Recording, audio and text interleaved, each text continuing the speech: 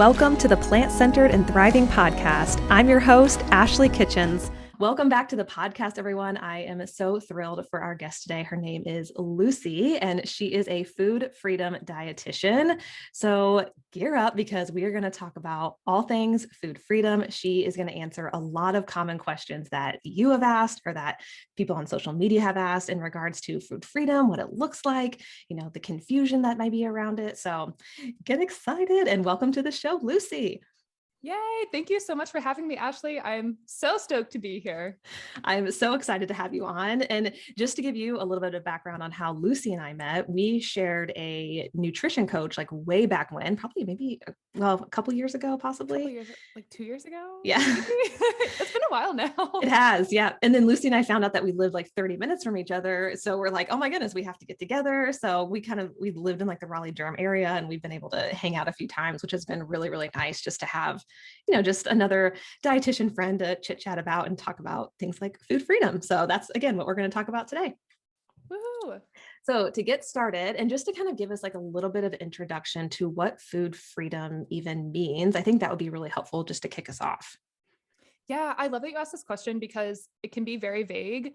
And I kind of take some of what like the intuitive eating criteria are, if you will. I feel like there's a better way to say that. But I think food freedom it's kind of the mix of honoring your mental and emotional health and also physical health when it comes to food. And to get a little bit deeper, I think that means what I think is really important is that what you eat doesn't change how you see yourself. I think that's a really important one, but also being able to honor your physical feelings. So on top of making sure that you're able to nourish yourself with your food on a level that's deeper than physical, you're able to actually make yourself feel really good physically. So that means that when you're hungry, you eat. When you're full, you're able to stop eating.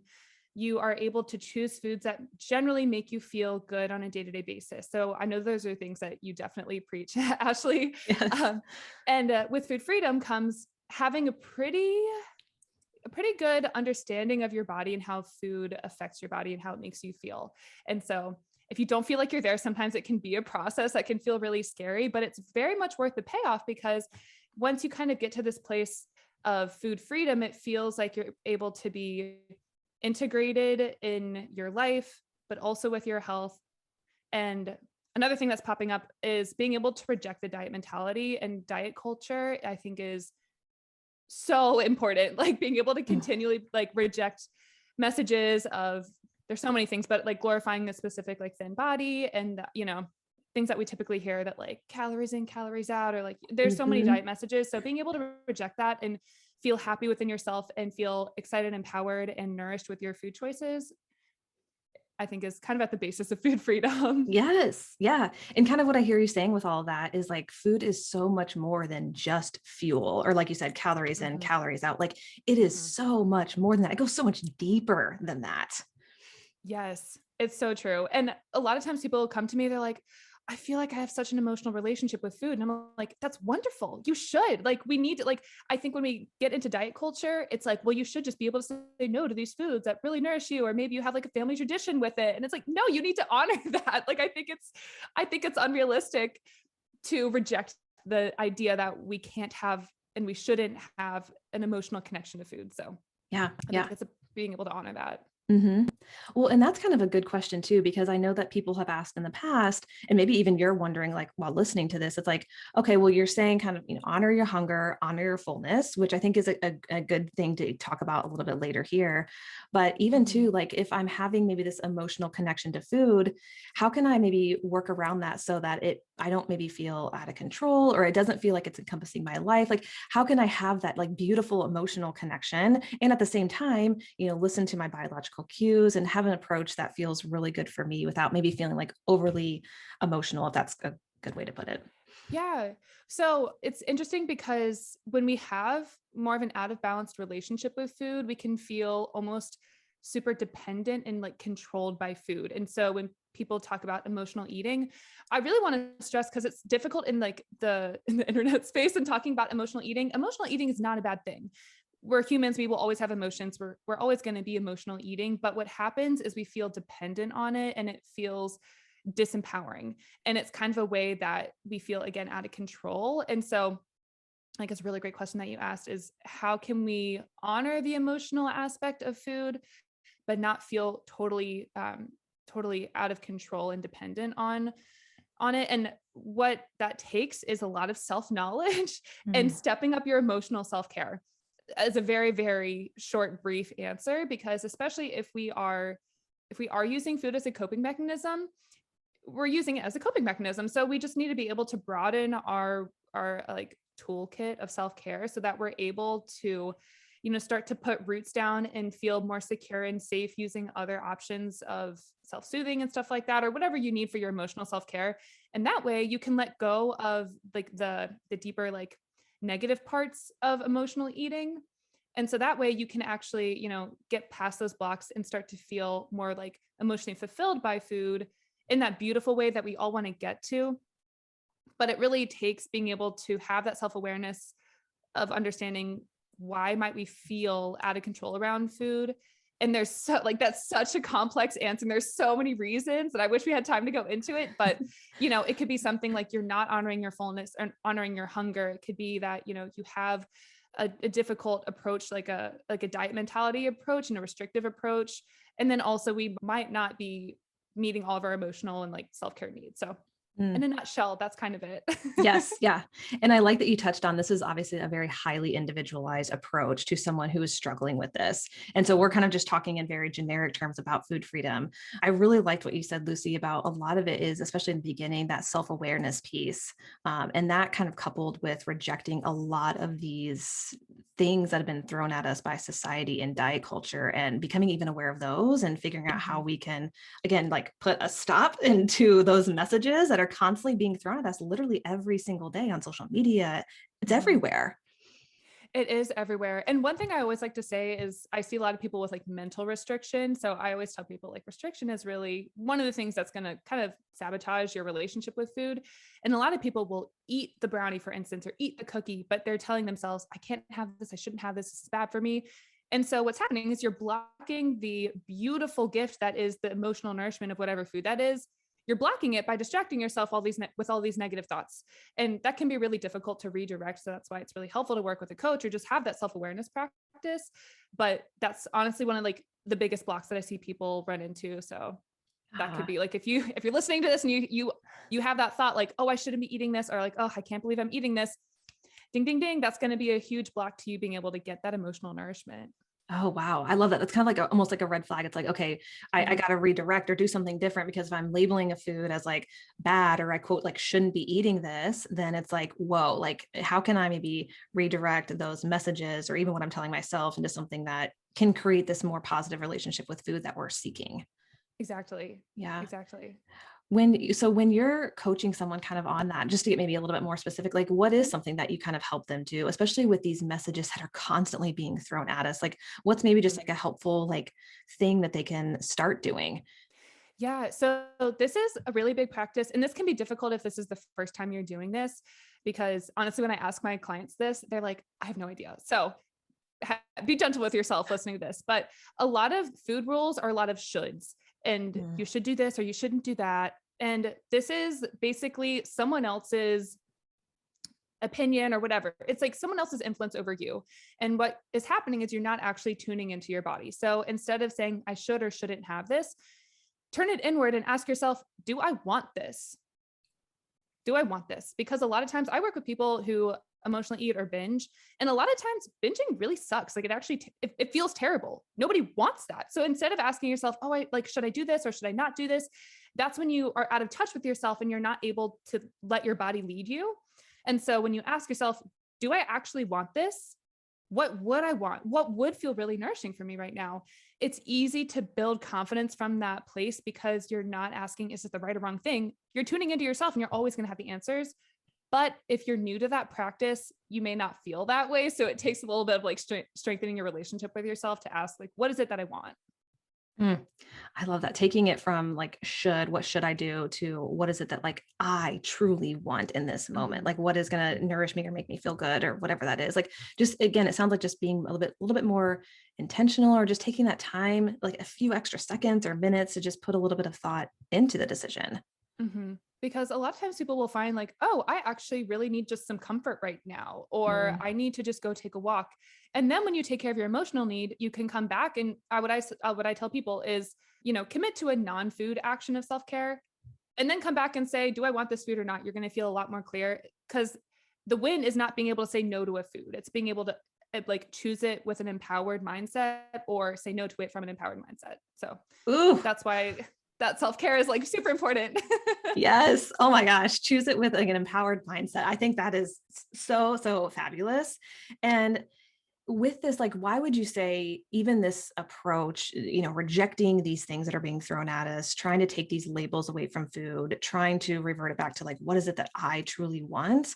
Why is this important? Or why do you see the clients that come to you, what does this kind of help them do in the long run? Or why is it valuable for people? It's like being able to bring your authentic self to all areas of your life, because a lot of the times when we are really subscribing to, again, like diet mentality, it's a lot of shoulds, shouldn't, you should do that, you have to look like this, you have to eat like this, otherwise you're not good enough. And it really gets into this place of like not feeling worthy and feeling like you have to do the right things to become worthy. And so when you're able to start rejecting that mindset, you're able to start feeling worthy within yourself as you are exactly in this moment. And that's a really hard thing for a lot of people to reach because like we live in diet culture, we're really immersed in it. And so it's really hard to be like, wait, I can eat a brownie and I'm actually like an okay person. Wow. I don't have to feel guilty. I don't have to feel shameful. Wow, that's amazing. And so we have the privilege of knowing a lot of nutrition knowledge, and a lot of people don't. And so they're going off of these rules to say, I think I need to eat this, but this is the right thing, but this is the wrong thing.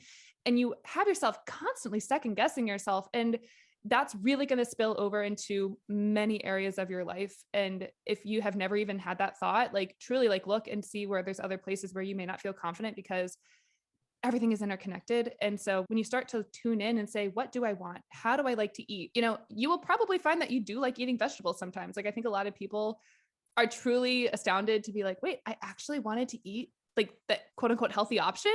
What? This is wild. But it's because it's coming from this place where you're wanting to like honor yourself, and like it's like an authentic yes, it's an empowered yes. And so you start to build this knowledge of yourself, because when you're trying to like fit into a box of like shoulds or shouldn'ts, you don't even know who you are. You're just trying to like fit, check the box of what other people want you to be. And so I had a client recently say, she's like, oh, I'm trying to be what other people want me to be.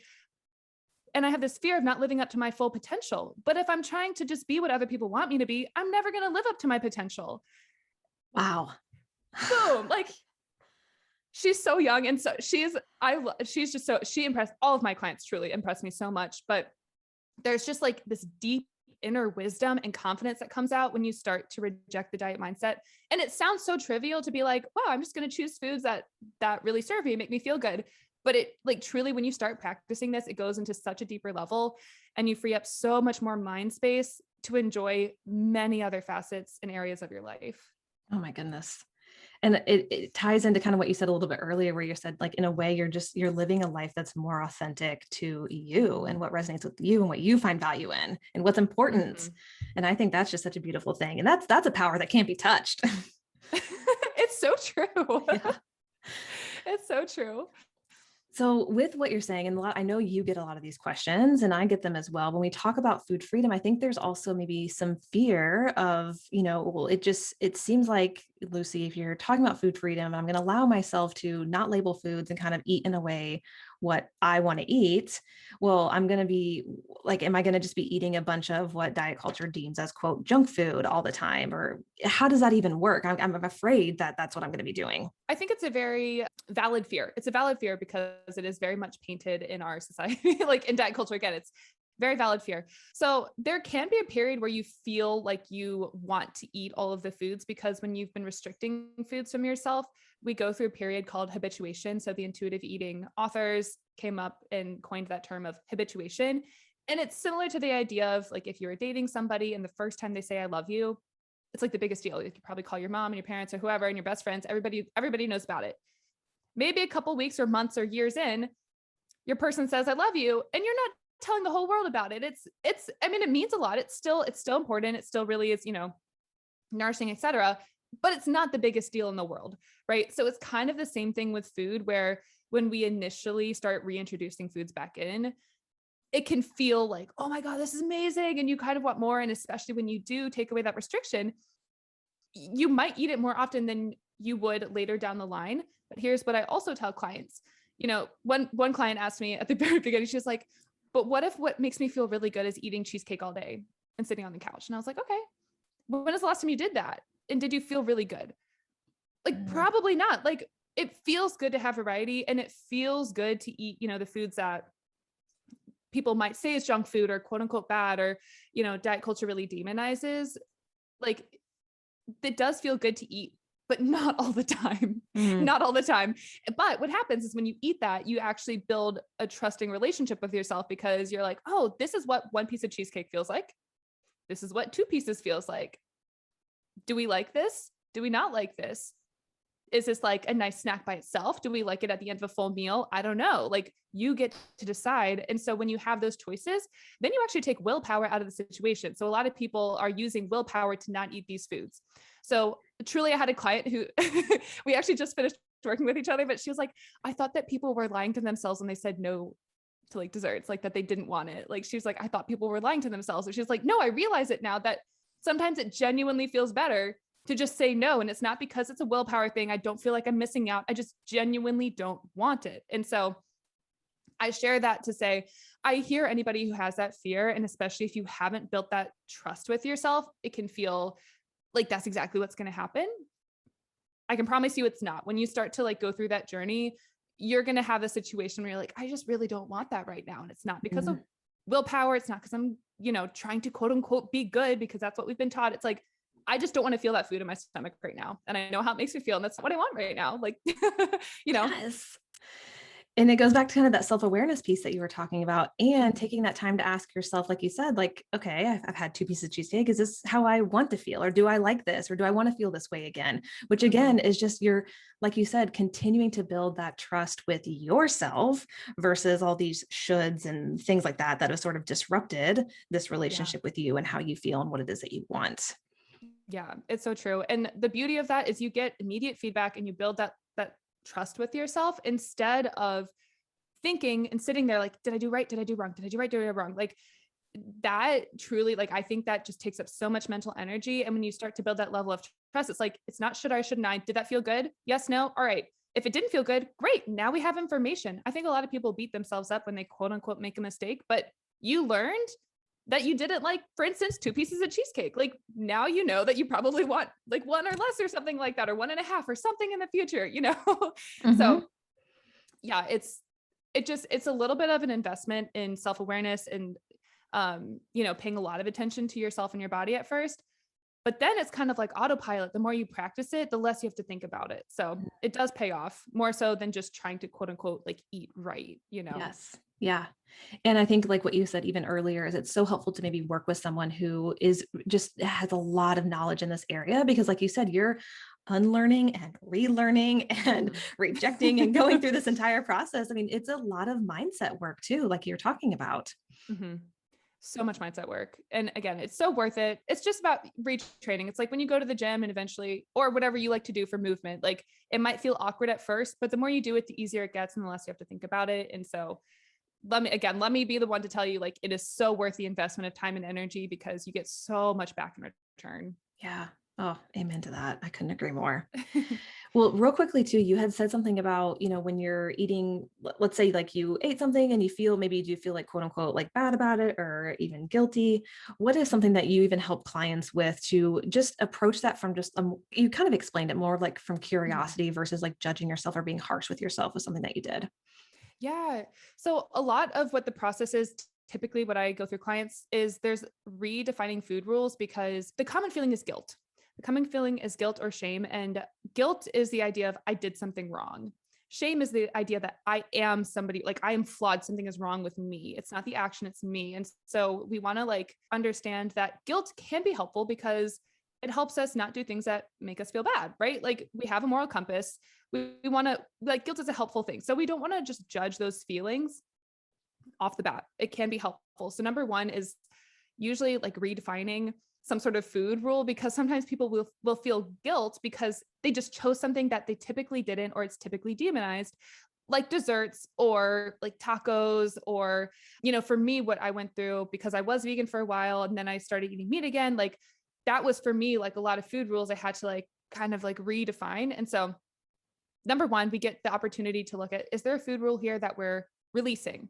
So are you really a bad person? So my favorite thing is to question the thought. So are you really a bad person because you ate a brownie? You're an organism who put, energy into your body. Are you morally bad? You're like, probably not. No, probably not. Right.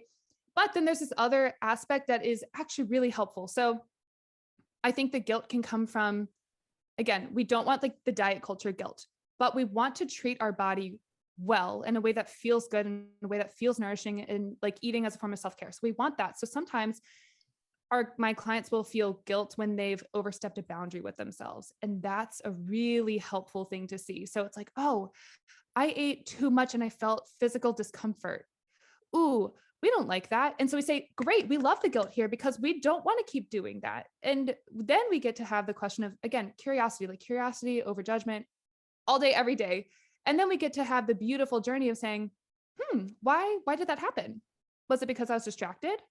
Did I just have a really tough talk with my partner? Am I procrastinating work? Was I feeling really bad about my body? Oh, great. Those are things we can work on.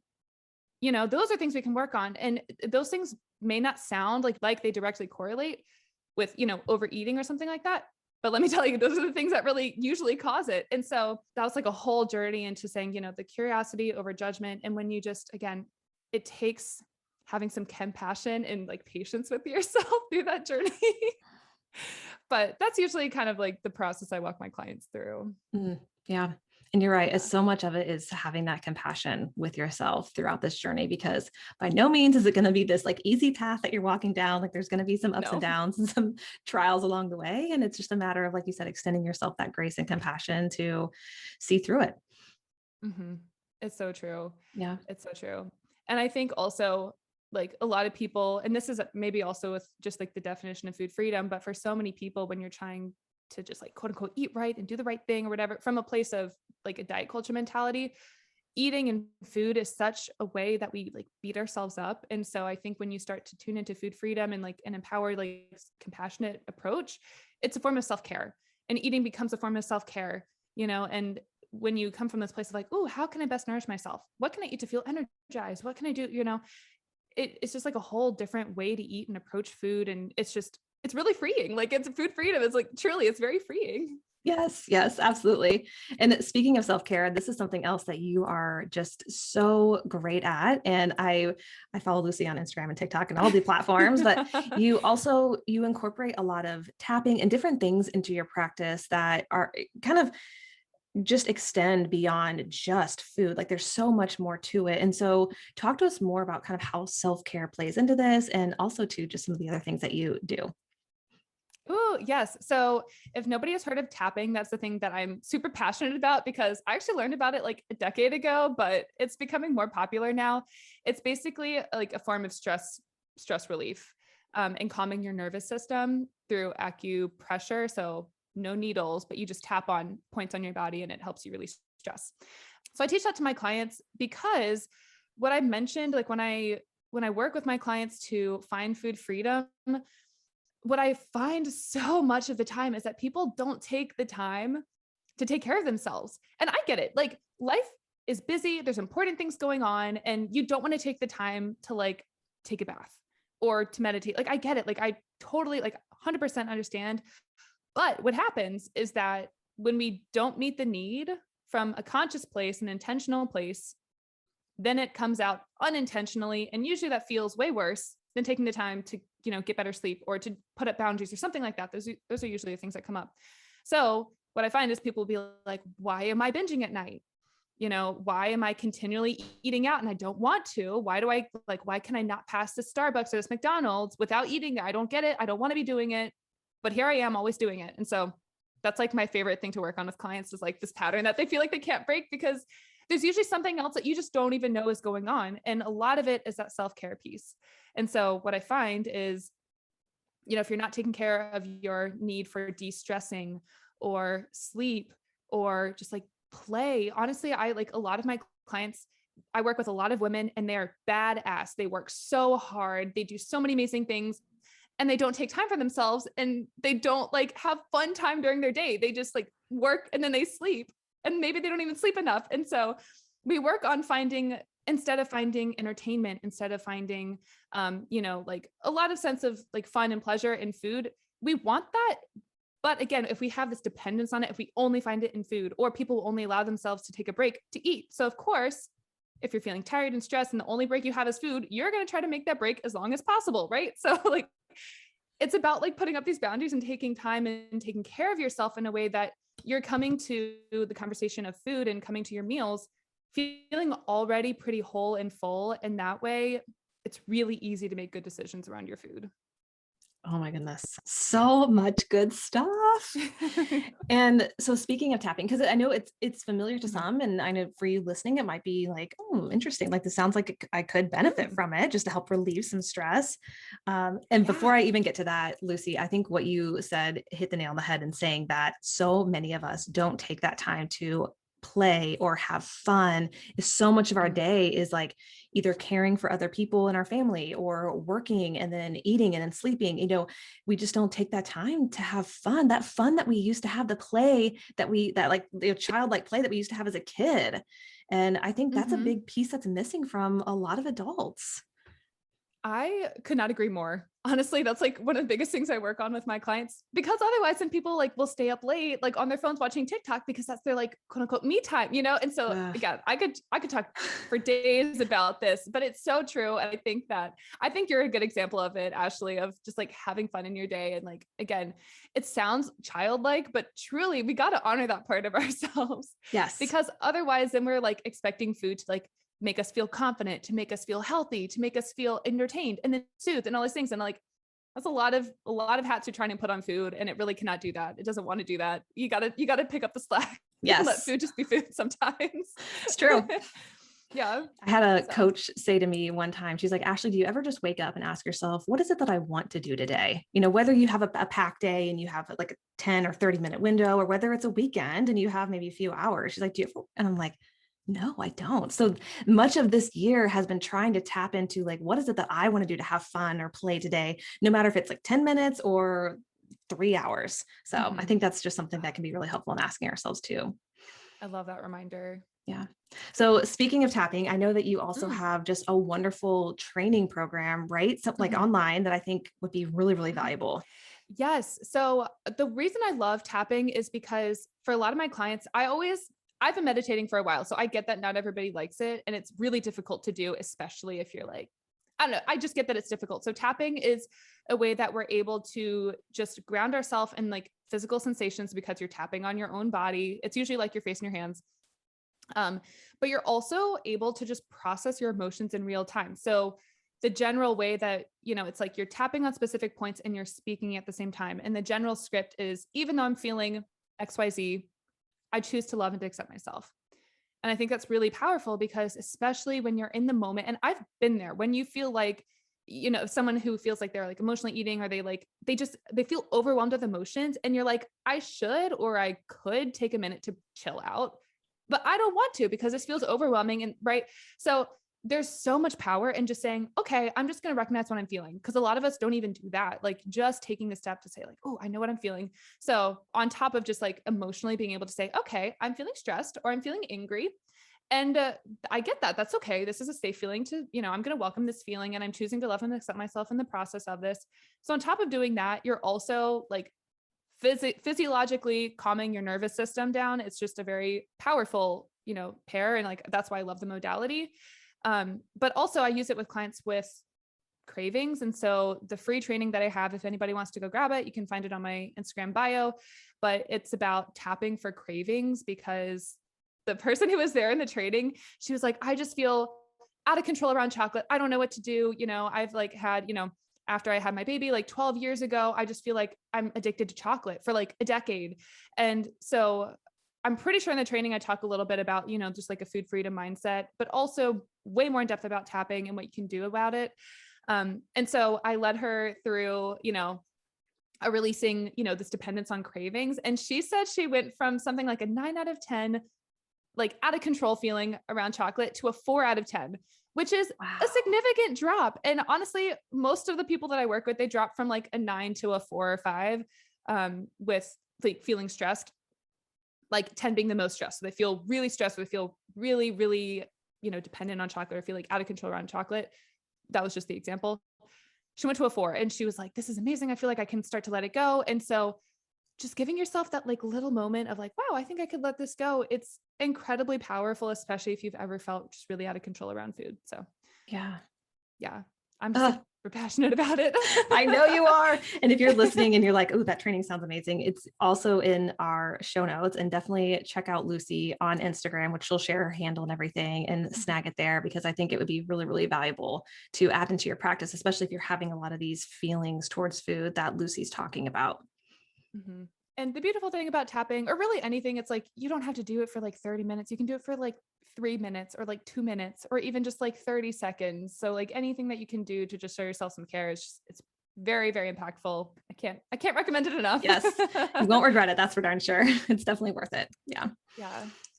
Lucy, thank you so much for being here today and just sharing your wisdom on food freedom. I know that it's so valuable. Well, thank you so much for having me. I think more people need to hear it, honestly, in the Yeah. space of like nutrition and just health Yes. in our world right now. I think we can't talk about it enough. Yep. Yeah, I definitely agree. So if people are really resonating with you and what you're talking about, your message, and they want to connect with you or even follow you on social media, where is the best place that they can do that? So I hang out mostly on Instagram. You can also find me on TikTok, but if you want to talk to me, I love DMing people on Instagram. You can find me at LucyCall_RD. That's LucyCall_RD for registered dietitian. Yeah. Find me there, and you can find a lot of links there. So that's where I'd say to direct people. Yeah, definitely. And her Instagram and her social media handles are in the show notes as well. So definitely give her a follow, check her out, and just reach out to her if you really appreciated hearing what Lucy had to say today. Yes. Please tag both Ashley and I if you hear this episode and you want to screenshot us on Instagram. Give us a little shout out. We would love to shout you back. We would absolutely love that and give you a big thank you. Yes, for sure. All right. We'll talk to you later. Bye. Until next time, keep thriving.